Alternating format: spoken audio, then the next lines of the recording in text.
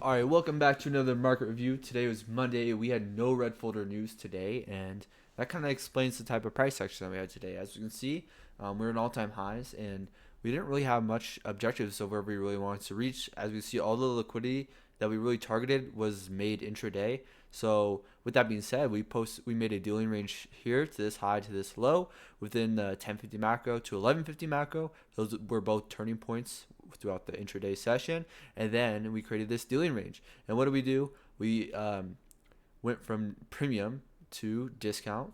This is the 25%. So this is a deep discount.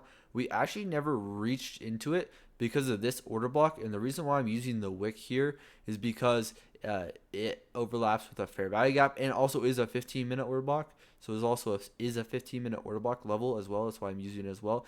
And look at how we respected this order block once, twice, three, four times right there. And on the 15-minute, this right here, this level right here is a 75% level of that order block. So if you were to grade that order block, you would get that level right there at the 75%.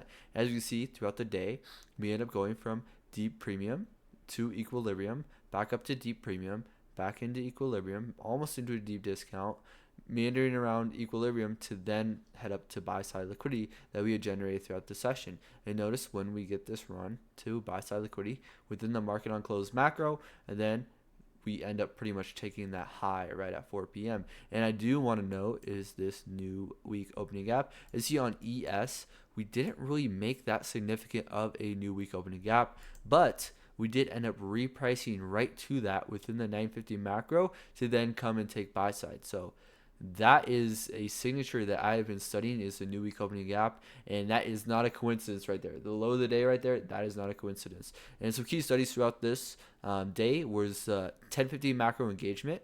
Normally I like to get engaged within the 950 macro and then look for 10 a.m. silver bullet, but since as we see here, we've taken both buy side, sell side, buy side, sell side. This is high resistance liquidity, so therefore 1050 is going to be could be low resistance liquidity run if there are supporting factors behind the argument. So as we can see, let's get straight into this. I'm just gonna go live throughout the chart and we'll just see. It probably won't be like the best lecture, or not a lecture. This is just my interpretations of price as always. Like I'm a developing student. These are just my interpretations as always. I don't have that slideshow in here, but it should be just implied at this point. I don't claim to be a guru. I'm not a guru.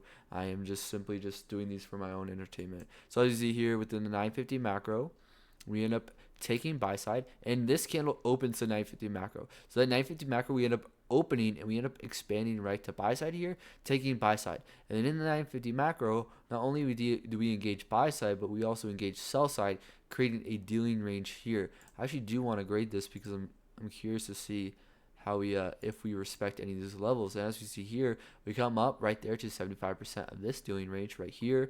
We consolidate around the 50%, and then we end up displacing lower to take this sell side. So in itself, this kind of is a fractal market maker sell model, but it's nothing to really note because it's just not really great signatures that I like to see, especially during that 950 macro. I'm more looking for low resistance liquidity runs, which is not what this is here. Then we end up taking sell side, and look at what we have here. We have taken sell side here, we've taken sell side here, we've taken sell side here. So we have high resistance liquidity. So if we're looking for shorts within this, it's just low probability. As we can see here, 950 macro accumulated, posted a dealing range, took both buy side, sell side, and we kind of just meandered around here. Yes, we did take sell side. 1050 macro opens up, and look what happens.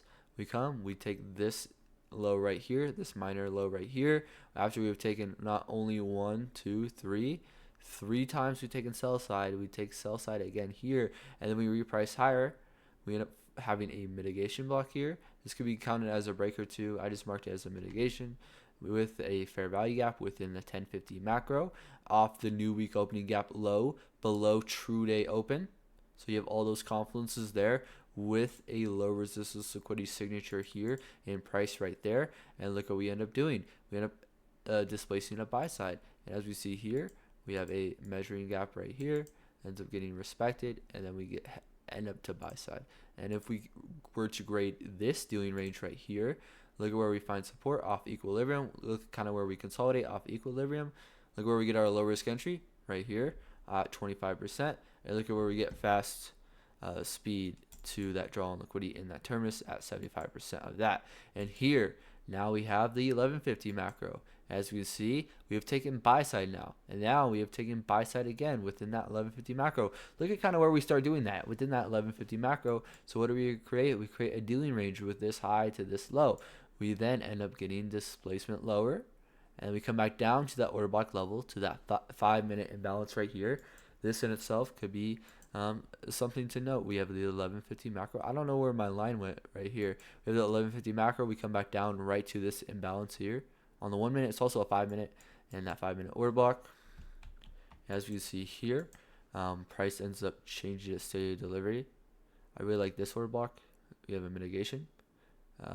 Not really anything else really to note within that fractal. And we end up repricing to a 5-minute order block here on NQ. 5-minute order block right there. Into a deep premium. We failed to take buy side liquidity there. And then, as you see, we put in a failure swing. We almost take the high. We put in equal highs. So within this, we were generating liquidity. Then we go from a deep premium back down to almost a deep discount into that confluence area to then have a fair value gap in, fair value gap out signature. This leg in price here is just rebalancing this inefficiency here. So we have this inefficiency right here. We're mitigating it. So we're not really starting our move yet until that market on close macro. This is just generating buy side liquidity interest right here. We have buy side liquidity, and then we also have buy side liquidity that rests above there. So now we have generated buy side. We have low resistance liquidity within the market. We end up coming back down, taking sell side, repricing to that 75% level. We have probably a 2-minute order block here that I probably should note. Yeah, look at that 2-minute order block right there. We reprice to that. We end up having a breakaway gap, a gap that we don't even return into consolidation. And then we just expand higher towards that draw on liquidity, which was this low resistance liquidity signature. As you see here, we have a nice breaker right there, breaker for value gap. Boom, that gets accumulated, and then we end up expanding towards buy side. So as you can see, overall, today was kind of just a let's look at the daily candle. Sorry, I don't even know why I haven't looked at the daily candle yet.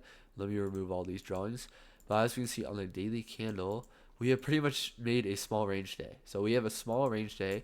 We've now created a fair value gap on the daily, no, this is the Monday candle. Sorry, we have a smaller range day here. Same principle. And now here we have a fair value gap right here that we have made on the daily time frame. And as we see here, we have ran above previous day high. So the next day, I do not expect to see us retrace back down into this fair value gap. If we do, that would kind of be tipping a hand to maybe we want to see maybe this fair value gap within the market.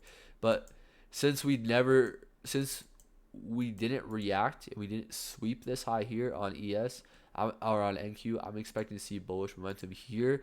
And I didn't really do any annotations on ES today, but we'll look into that 5-minute chart. And also I have a hunch for my bias going into the next day. So it all kind of depends on what the overnight session. I like to wait for what the overnight session does. But as we can see here on ES, we have this standard deviation, negative 1.5, lines up nicely. And then we end up having we take a minor buy side right there, displacement. We end up having a breaker right there that we don't end up trading into. We have an inversion right here, fair value gap in, fair value gap out, BPR right there, balanced price range. And then we end up having institutional order flow entry drill. Then we end up seeking this low right here. And then we end up falling short of the new week opening gap. So since we have fallen short of the new week opening gap, this low right here is going to be a probable draw on liquidity for me in the upcoming days, or if not upcoming weeks. But I want to see how price is going to develop in the overnight session. What are we going to do? What low resistance are we going to leave within the market? And notice how that new week opening gap is also in line with possibly trading into this fair value gap right here. So I want to see, what do we do? Do we generate liquidity? But for now, I remain bullish, and I remain a bullish stance on ES and also NQ. So I'm going to remain bullish on these until proven otherwise. But I want to see, what are we doing overnight? Are we leaving any liquidity? Are we leaving any low resistance liquidity signatures? What do we do at 9:30? I'm just looking for high resistance liquidity signatures to capitalize on. But yeah, this is overall was the price action that we had today.